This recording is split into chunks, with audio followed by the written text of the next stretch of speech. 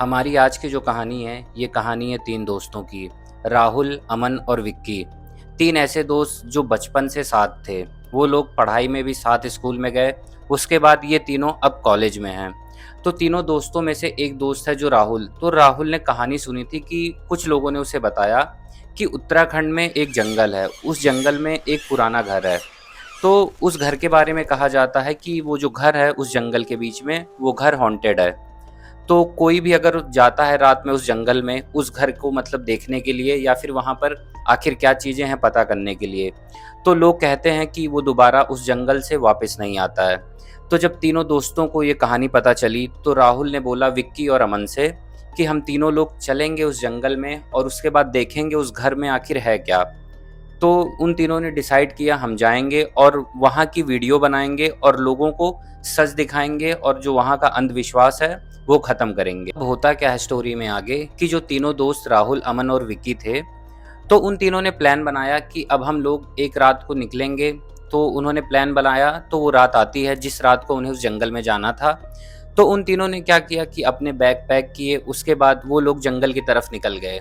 तो जब वो जंगल में जाना स्टार्ट करते हैं तो रात के 9 बज रहे होते हैं, चारों तरफ घना अंधेरा होता है। तो जैसे होता क्या है, जब तीनों दोस्त थोड़ा-सा जंगल में आगे जाते हैं, तो जो उनके फ़ोन थे, तो उनके फ़ोन के जो नेटवर्क थे, वो गायब होते जा रहे थे और उस घने जंगल में अजीबो-गरीब जानवरों की आवाज़ें चारों तरफ गूंज रही थी। फिर थोड़ा-सा जब वो लोग और आगे जाते हैं, तो वो लोग देखते हैं कि जो उनका फ़ोन है, तो उनके फ़ोन की जो टॉर्च थी, उसकी भी रोशनी बहुत हल्की हो गई थी और चारों तरफ घना अंधेरा था। उनकी टॉर्च की रोशनी के अलावा कोई भी रोशनी उन्हें आस-पास नहीं दिख रही थी। तो जब जंगल में थोड़ा-सा आगे बढ़ते हैं जब तीनों दोस्त, तो उन लोगों में से अमन की जो नज़र होती है, वो एक 2 पेड़ों के बीच में, जैसे आप लोगों ने देखा होगा पुराने टाइम पर, पेड़ों के बीच में लोग रस्सियों से झूला डालते थे और एक लकड़ी का तख्ता होता था, जिसको बीच में बाँधते थे। तो एक ऐसा ही झूला पेड़ से लटक रहा था और उस पे कोई बैठा नहीं था और उस पे लिखा हुआ था मतलब कि जो भी यहाँ पर आया, वो यहाँ से कभी वापस नहीं गया। तो जो विक्की था, वो बहुत ज़्यादा डर गया। तो राहुल ने बोला कि, "अरे! ये कोई बात नहीं है, ये तो बस हम लोगों को डराने के लिए लिखा गया है।" तो उसके बाद जो अमन होता है, वो राहुल और विक्की दोनों से कहता है कि तुम दोनों परेशान मत हो, ये चीज़ें अंधविश्वास हैं। जो घर है जंगल का जहाँ हम लोग जा रहे हैं, वो यहाँ से मुश्किल से आधा किलोमीटर और बचा है, तो इन सब चीज़ों पर ध्यान मत दो और आओ हम दोनों लोग, तीनों लोग मिलकर आगे बढ़ते हैं। अब होता क्या है कि जैसे-जैसे वो लोग आगे बढ़ रहे थे तीनों दोस्त, तो जो जंगल की रात थी, वो बहुत ही ज़्यादा घनी होती जा रही थी, चारों तरफ अंधेरा फैलता जा रहा था। तो थोड़ा-सा देर मतलब चलने के बाद, तो जो राहुल था उसे दिखता है कि वो जो घर है, जिसकी बात ये कर रहे थे, जंगल में जिस घर को ये लोग ढूँढने आए थे, वो इन लोगों के सामने था। तो जो राहुल था उसने विक्की और अमन से कहा कि वो देखो वो घर सामने रहा।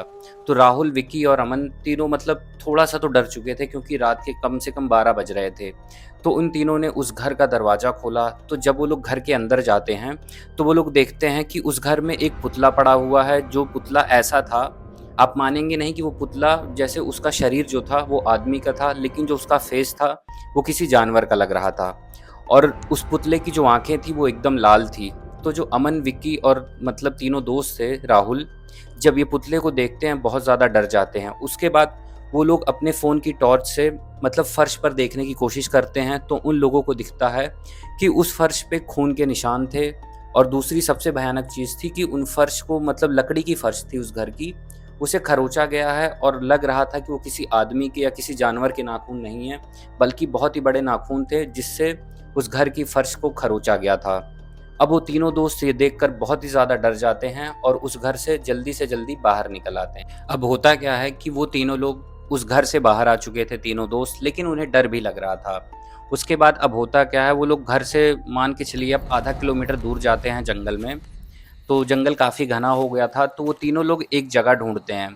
तो जो राहुल, अमन और विक्की थे, वो तीनों लोग एक जगह टेंट लगाते हैं।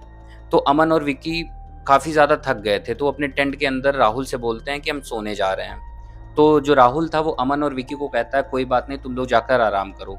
थोड़ी देर बाद टेंट के बाहर मतलब राहुल जो था वो बैठा था, उसके बाद उसे भी नींद आने लगी।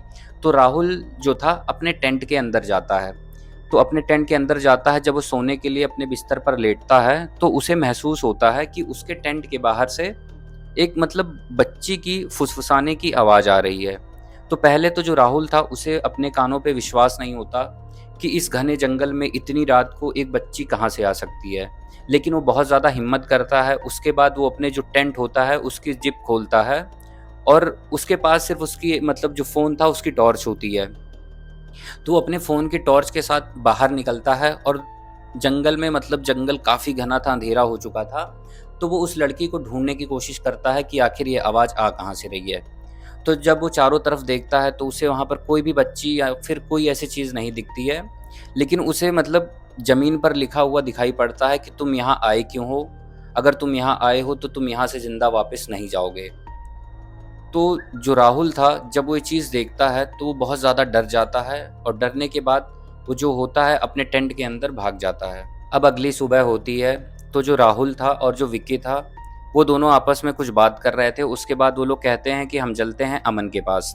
तब जब वो लोग अमन के टेंट के पास जाते हैं तो अमन को मतलब टेंट में अंदर मतलब ढूंढते हैं तो देखते हैं जो अमन था वो अपने टेंट के अंदर नहीं था। उन्होंने आसपास ढूंढने की कोशिश करी, अमन को आवाज़ें लगाई, लेकिन जो अमन था वो कहीं पर नहीं था, वो गायब हो चुका था। और जो अमन था उसका बैग टेंट से थोड़ी सी दूर जिधर जंगल घना हो रहा था उधर उसका बैग पड़ा था।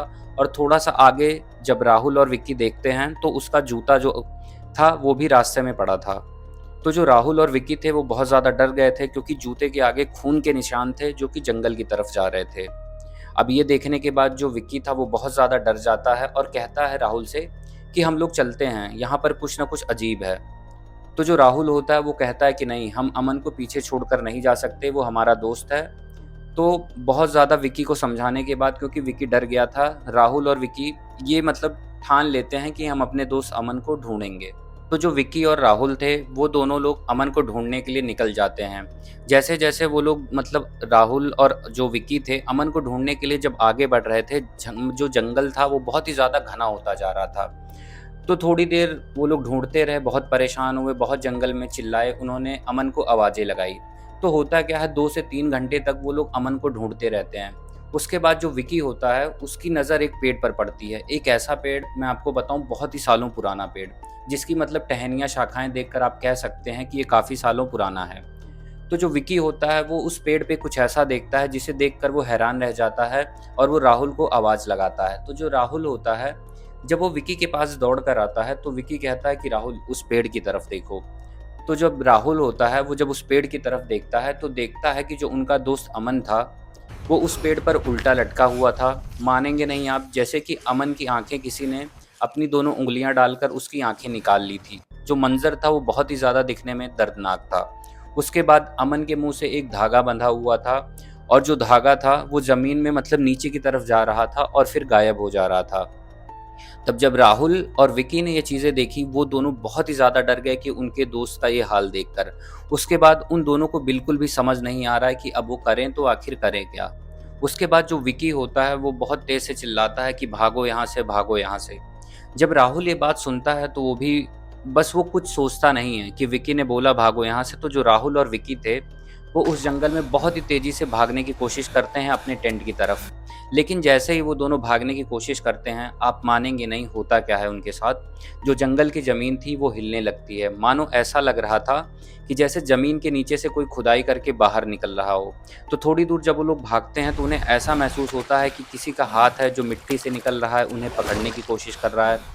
उसके बाद उन्हें एक चेहरा दिखता है, एक मतलब आप कह सकते हैं सिर्फ़ एक मुंडी होती है, वो ज़मीन से निकलती है। एक अजीब-सी हँसी हँस रही होती है, उसके दाँत नहीं होते हैं और उसकी आँखें एकदम लाल होती हैं। उसके बाद ये दोनों लोग बहुत ज़्यादा डर जाते हैं और तेज़ी से भागने की कोशिश करते हैं। तो जो मुंडी थी उसके फिर हाथ निकलते हैं, वो विकी और जो राहुल होता है उसे पकड़ने की कोशिश करते हैं। और एक मैं आप लोगों को इंटरेस्टिंग चीज़ बताऊँ, वो जो हाथ थे वो इतने छोटे-छोटे थे, मतलब लग रहा था किसी बच्चे के हाथ हों। जो विकी और राहुल थे उन्होंने अपनी पूरी जान लगा दी भागने में। भागते-भागते विकी और राहुल एक नदी के किनारे पहुँचते हैं। तो जब वो दोनों नदी के किनारे पहुँचते हैं तो जो राहुल था वो देखता है कि विकी जो था वो ऐसा लग रहा है कि जैसे नदी उसे अपने अंदर डुबो रही है, खींच रही है। जो विकी था उसे ऐसा महसूस हो रहा था कि उसके पैर ज़मीन में मतलब किसी ने पकड़ लिए हैं या फिर एकदम थम से गए हैं। उसके बाद विकी चिल्लाने लगता है कि राहुल मुझे बचाओ, राहुल मुझे बचाओ। लेकिन जब राहुल होता है वो पीछे मुड़कर नहीं देखता है और वो अपनी जान बचाने के लिए बहुत तेज़ भागता है। थोड़ी दूर भागते-भागते राहुल को ऐसा महसूस होता है कि जो विकी की चिल्लाने की आवाज़ थी कि मुझे बचाओ राहुल मुझे बचाओ, वो जो आवाज़ें थी वो आवाज़ें अचानक बंद हो गई। उसके बाद एक अजीब-सी आवाज़ आती है जो कि राहुल के कानों में आती है कि तुम्हारा दोस्त तो नहीं बचा, अब तुम्हारी बारी है। जो राहुल था उसने उस अजीब-सी आवाज़ की भी परवाह नहीं करी, ना ही अपने दोस्त विकी की परवाह करी। राहुल भागता रहा, उसके पैरों में चप्पल नहीं थी, उसके पैरों में पत्थर चुभ रहे थे, काँटे चुभ रहे थे, लेकिन वो घंटों तक भागता रहा और भागते-भागते जो राहुल था, वो कुछ घंटों के बाद पहुँचता है उस नज़दीकी गाँव से, जहाँ से उन्होंने चढ़ाई शुरू करी थी इस जंगल की। जो राहुल की हालत मैं आप लोगों को बता देता हूँ, उसके कपड़े एकदम से फट चुके थे, उसकी हालत बहुत ही ज़्यादा ख़राब थी, उसके चेहरे पर, उसके पूरे शरीर पर खून ही खून था। उसके बाद जो राहुल होता है, वो उस गाँव के नज़दीकी बस स्टैंड के पास जाता है, बैठ जाता है और रोने लगता है। तो कुछ गाँव वाले वहाँ से गुज़र रहे होते हैं, तो जब वो राहुल की ये हालत देखते हैं, तो वो लोग जो होते हैं पुलिस को फ़ोन कर देते हैं। थोड़ी देर के बाद वहाँ पर पुलिस आती है, राहुल से पूछती है कि आखिर तुम रो क्यों रहे हो? तुम्हारे साथ हुआ क्या है? तो जो राहुल था वो बहुत ही धीमी सी आवाज़ में बताता है कि उसके दोस्त उसके साथ जंगल गए थे और वो दोनों वापस नहीं आए, उसने मेरे दोस्तों को मार दिया। ये कुछ आखिरी शब्द थे राहुल के, जो राहुल ने पुलिस वाले को बताए। तो अब होता क्या है कहानी में आगे, जो पुलिस वाले होते हैं वो राहुल की ये हालत देखते हैं और जो नज़दीकी अस्पताल होता है वहाँ पर वो लोग राहुल को भेज देते हैं। तो कुछ डॉक्टर आते हैं, राहुल को देखते हैं, उसके बाद कहते हैं कि जो राहुल है उसको बहुत ही ज़्यादा ट्रॉमा पहुँचा है और वो लोग उसे हॉस्पिटल में भर्ती कर देते हैं। लेकिन राहुल जब से उस जंगल से लौट कर आया था, राहुल को ऐसा फ़ील होता था कि उसे कुछ हो गया है। उसे अजीब-अजीब सी आवाज़ें सुनाई पड़ती थी, उसे ये सुनाई पड़ता था कि वो मुझे बुला रही है, वो कह रही है कि तुम वापस आओ। और राहुल को ऐसा फ़ील होता था कि ना चाहकर भी जो राहुल है वो उस जंगल में दोबारा वापस जाना चाहता है। राहुल था वो हॉस्पिटल में ही कुछ दिनों से था। तो एक रात की बात है, एक रात ऐसा होता है कि एक नर्स होती है, जो राहुल के कमरे के पास से गुज़र रही होती है, जिस कमरे में राहुल को रखा गया था। तो वो जो नर्स है वो देखती है कि राहुल जो था वो अपने रूम की एक खिड़की थी, उस खिड़की के पास जाकर खड़ा था और राहुल की आँखें बंद थी और उसके होंठ जो थे बहुत ही धीमी आवाज़ में हिल रहे थे। और नर्स ने जब कान लगाकर सुनने की कोशिश करी कि आखिर राहुल बोल क्या रहा है, तो अजीब सी धीमी आवाज़ में बार-बार एक ही चीज़ बोले जा रहा था कि तुम यहाँ आए क्यों हो? तुम यहाँ आए क्यों हो? यही चीज़ जो थी, ये जो आवाज़ थी वो राहुल लगातार कइयों बार बोले जा रहा था। अगली सुबह होती है तो जो नर्स होती है वो राहुल के रूम में जाती है, तो वो देखती है कि जो राहुल था वो रूम में कहीं नहीं था, उसके रूम की खिड़की खुली हुई थी और जो उसका बिस्तर था, उस बिस्तर पर एक नोट लिखा हुआ था कि मैं वापस जा रहा हूँ, वो तीनों मुझे बुला रहे हैं। नर्स ने आवाज़ भी लगाई, राहुल को देखने की कोशिश करी कि आस-पास राहुल कहीं है तो नहीं, लेकिन जो राहुल था, आप लोग मानेंगे नहीं, वो फिर से उस जंगल की तरफ निकल चुका था। उसके बाद होता क्या है, जो हॉस्पिटल की नर्स थी, उन लोगों ने पुलिस को फ़ोन किया। तो पुलिस वालों ने फिर से राहुल को ढूँढने की काफ़ी कोशिश करी, राहुल कहीं मिल नहीं रहा था। तो पुलिस वालों ने सोचा कि उस गाँव में जाते हैं पता करने की, कि क्या पता राहुल उन लोगों को दिखा तो नहीं। तो वो लोग उस गाँव में जाते हैं, तो उन गाँव वालों में से एक आदमी था जिसने राहुल को फिर से जंगल में जाते हुए देखा था। तो पुलिस वाले हैरान हो जाते हैं और वो जहाँ से लास्ट बार उसे देखा गया था राहुल को, वहाँ पर जाते हैं ढूँढने के लिए। तो वहाँ पर होता क्या है, उन्हें राहुल का फ़ोन मिलता है, तो वो लोग फ़ोन उठाते हैं। उस फ़ोन में आप लोग मानेंगे नहीं, एक वीडियो थी और उस वीडियो में ऐसा था कि रात का टाइम था, अंधेरा था चारों तरफ और उस वीडियो में राहुल था जो धीरे-धीरे जंगल की तरफ जाए जा रहा था। उसे ऐसा देखकर लग रहा था राहुल को कि जैसे वो मानो वो अपने कंट्रोल में ना हो, जैसे उसे कोई जंगल से आवाज़ लगा रहा हो। और उस वीडियो में अगर आप ध्यान से सुनते तो 3 आवाज़ें थी, उसके दोस्त अमन, विकी की, और जो तीसरी आवाज़ थी वो एक किसी छोटी बच्ची की थी। उसके बाद उस वीडियो में बस इतना ही था और वो वीडियो ख़त्म हो जाती है। लेकिन वीडियो के आखिरी फ्रेम में पुलिस वालों ने एक चीज़ और देखी कि एक अजीब-सा हाथ था जो ज़मीन से निकला हुआ था और उस हाथ पर एक घड़ी थी और वो जो घड़ी थी वो इसके दोस्त राहुल के दोस्त विकी की थी।